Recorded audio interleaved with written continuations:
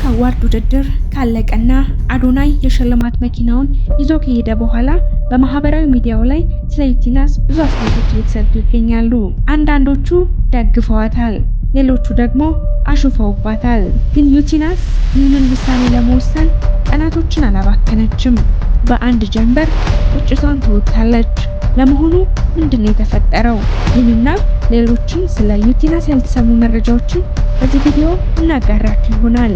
እማማ ኢትዮጵያ ጉድሽን አልሰማሽ የሚያስብል የአዋርድ ምሽት፣ ሴቷ እርቃኗን በኩራት የተገኘችበት፣ ወንዱ ሴት ሆኖ የታየበት ይህ አለባበስ እውነት ፋሽን ነው ወይስ የምዕራብ ዓለሙን የሚወክል የርኩሰት አለባበስ? ሁሉንም በመረጃና በማስረጃ በተደገፉ መልኩ አሰናድተነዋል፣ ተደምጡታላችሁ። እናንተ ብቻ ላይክ እና ሰብስክራይብ የሚሉትን ነጭና ቀይ በተኖች ነካ እያረጋችሁ አብራችሁን ዝለቁ። ይህ የምታዩት ዘመናዊ የኤሌክትሪክ መኪና ስጦታ አይደለም፣ ስፖንሰርም አልተደረገም፣ ማንም አልሰጣትም። ክፉ ጎረቤት እቃ ያስገዛል እንደሚባለው ዩቲናስ በአንድ ጀንበር ለራሷ የገዛችው BYD ሶንግ ፕላስ የተባለ የኤሌክትሪክ መኪና ነው። ብዙዎች ይህንን ድርጊቷን እንደተመለከቱ አያይ አይደለም፣ ይህ ቅናት ነው። በአንድ ሌሊት መኪና የሚያስገዛው ቀስ ብላ ተረጋግታ መግዛት ትችል ነበር። ምንድነው የሁሉ ጥድፊያ? ነጋ አልነጋ ብሎ የ6 ሚሊዮን ብር መኪና መግዛት ቅናት ካልሆነ ሌላ ምን ይባላል? ቅናት መልክ ቢኖረው ኖሮ ዩቲናስን ነው የሚመስለው ሲሉ እየተቿት ይገኛሉ። ታዲያ ጅሪት አልተበገረችም። እልህ ምላጩ ያስወጣል እንደሚባለው ለዚህ ሁሉ ማጉረምረምና ትችት እንዲህ ስትል ምርቃት መሰል ምላሿን ሰጥታለች። አሜን በይ በማለት ይጀምራል። ሆድ ሲብሳት 6 ሚሊዮን ብር መዥረጥ አድርጋ በአንድ ሌሊት መኪና ገዛች እየተባልሽ እምትታሚ ጀግና ሴት ያደርግሽ የሚል ጽሑፏን በቲክታክ ገጿ ላይ አጋርታለች። ታዲያ አድናቂዎቿ ይህንን ስኬቷን ሲያዩ አንዳንዶቹ ዩቲናስ አልተሸነፈችም፣ ደረጃዋን ከፍ አረገች እንጂ ሲሉ፣ ሌሎቹ ደግሞ በህይወት ውስጥ አሸናፊ ለመሆን ውድድር ማሸነፍ አያስፈልግም፣ በትጋትና በትኩረት ከሰሩ የራስዎን በረከት በራሱ እጅ ማግኘት ይችላሉ። ለዚህ ደግሞ ዩቲናስ ማሳያ ናት። ይቺ ሴት እውነተኛ የሞቲቬሽን ምሳሌ ናት። ጠላቶቿ በወገሯት ድንጋይ ሰብስባ ደረጃ ሰርታ ራሷን ከፍ አድርጋለች ሲሉ አሞጋግሰዋታል። በመጨረሻም ዩቲናስ እንዲህ ስትል መልእክቷን አጋርታለች። በቲክቶክ መንደር ላይ ለ5 ዓመታት ተግቼና ለፍቼ በመስራቴ ታማኝ የሆኑ 2.5 ሚሊዮን ፎሎወርስን ማፍራት ችያለሁ። እናንተን ሳላመሰግን ማለፍ አልችልም። እናንተ ኮፒ ሊንክና ሼር እያረጋችሁ በሰራዋቸው ማስታወቂያዎች የተገዛ መኪና ነው። ይህ የእናንተ ውጤትና ሽልማት ነው። እጅግ በጣም ነው ማመሰግነው። ዩቲ ቀጠልም አድርጋ በቲክቶክ አዋርድ ላይ አሸናፊ ለነበረው አዶናይ እንኳን ደስ ያለህ ወንድሜ ስትል መልእክቷን አጋርታለች። በመጨረሻም ስለሆነው ስላልሆነውም አልሐምዱሊላህ በማለት አምላኳን አመስግናለች። ውድ ተመልካቾቻችን እውነት የዩቲናስ መኪና መግዛት አልሞት ባይ ተጋዳይነት የፈጠረው ቅናት ስሜት ነው ሊባል ይችላል ወይስ ዩቲናስ አልተሸነፈችም፣ ደረጃዋን ነው ከፍ ያደረገችው? ሽልማት ከክብር አይበልጥም ከሚሉ ወገን ኖት። እስቲ ሀሳብ አስተያየታችሁን ኮሜንት መስጫው ላይ ያሳውቁን።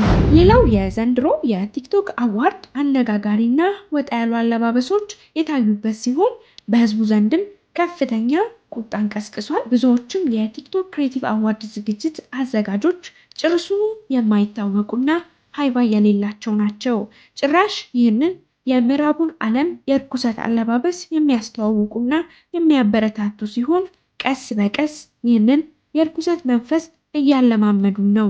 እንዴት ኢትዮጵያን የመሰለ በእምነት በሃይማኖት በወግና ባህል በሚኖርበት ሀገር ላይ ይህ አይነቱ ተግባር በመታየቱ አዋርዱ መቅረት አለበት የሚል ብዙ ተቃውሞ እየደረሰበት ይገኛል። ወንዱ ሴት መስሎ የቀረበበት አለባበስ ከሚያስብለው አንዱ ይህ ቪዲዮ ላይ የምትመለከቱት የጃኒ አለባበስ ነው። በሱ ዙሪያ ብዙዎች አስተያየታቸውን እየሰጡ ይገኛሉ። አንዳንዶቹ ይህ ፋሽን ነው፣ ልጁ ብዙ ሀገር ላይ ስለሚጓዝ የብዙ ሀገራትን የአለባበስ ስታይል ስለሚያውቅ ከዛ ተነስቶ የለበሰው ነው። እናም ፋሽን ለማታውቁ ብዙ አትደነቁ፣ ይህ ፋሽን ነው ሲሉ፣ ሌሎቹ ደግሞ አለባበሱ ልክ እንዳልሆነና ወንድ ልጅ ልብስ ለብሶ ከሚታየው ገጽታ ወጣ ያለ ልክ ያልሆነ ነገር አለው ሲሉ ተደምጠዋል። ጭራሽ የማህበራዊ ሚዲያ ተጠቃሚና ተጽዕኖ ፈጣሪ የሚባሉትም ጭምር ልክ እንዳልሆነ እንዲህ ያሉ ተችተውታል። ከፀጉርህ መቆንደድ ቬል ሱሪክ፣ ከቬል ሱሪህ ደግሞ ቦርሳህ ባሰ እያሉ ትችታቸውን እያቀረቡ ይገኛሉ። ውድ ተመልካቾቻችን እውነት ይህ አለባበስ ፋሽን ነው? እስቲ ያላችሁን ሀሳብ አስተያየት በኮሜንት መስጫው ላይ አሳውቁን። እንዲሁም ይህ ቪዲዮ ለብዙዎች እንዲደርስ ላይክ፣ ሼር በማድረግ አዲስ ከሆናችሁ ደግሞ ሰብስክራይብ በማድረግ ከኛ ጋር ቤተሰብ ይሁኑ። ሌላው ግርምትን ፈጥሮ ከነበረው አለባበስ አንዱ የጆሲ አለባበስ ነው። በአዋርዱ ፕሮግራም ላይ እንዲህ በመሰል አለባበስ ነበር የተገኘው። ይህንን አለባበሱን ብዙዎቹ ተቃውመውታል። እኛ ኢትዮጵያውያን ነን፣ የራሳችን ባህልና ወግ አለን፣ ምዕራባውያንን ለመምሰል መጋጋጥ ምን የሚሉት ነው ሲሉም ጠንከር ያለ አስተያየታቸውን ሰንዝረዋል። ጆሲ ግን ከአለባበሱ ጋር በተገናኘ የሰጠው መልእክት እንዲህ ይላል። ሴቶች በወር አንዴ የሚያጋጥማቸው ህመም፣ ስቃይ አለ። ይህም የወር አበባ ነው። እሱን ታሳቢ በማድረግ ዲዛይን የተደረገ ልብስ ነው። ታዲያ አንተ ሴት አይደለህ ምን አገባህ ለምትሉ ሴት መሆን አይጠበቅብኝም። እናቴ፣ እህቴና ሚስቴ ሴቶች ናቸው። ህመሙን ከነሱ መረዳት እችላለሁ ሲል ጆሲ ምላሽ ሰጥቷል። እስቲ እናንተም በዚህ ዙሪያ ያላችሁን ሀሳብ አስተያየታችሁን በኮሜንት አጋሩን። እንዲሁም ይህ ቪዲዮ ለብዙዎች እንዲደርስ ላይክ፣ ሼር በማድረግ አዲስ ከሆናችሁ ደግሞ ሰብስክራይብ በማድረግ ከኛ ጋር ቤተሰብ ይሁኑ። እዚህ ፕሮግራም ላይ መነጋገሪያ የነበረው የቲክታከር ኢቫን ኢንድሪስ አለባበስ ነው።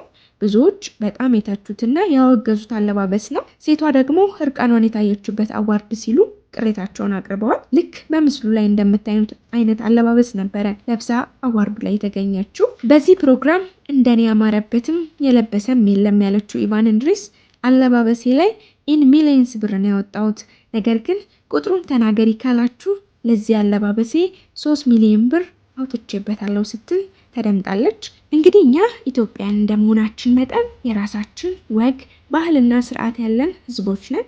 እንዲህ ያለው አይነት አለባበስ ይመጥናናል ብዬ አላስብም። በራሳችን አለባበስ ብንቀርብ የበለጠ ምንደምቅና ምናምር እንሆናለን ብዬ ነው ማስበው። እናንተም በዚህ ዙሪያ ያላችሁን ሀሳብ አስተያየት ኮሜንት መስጫው ላይ ያሳውቁን።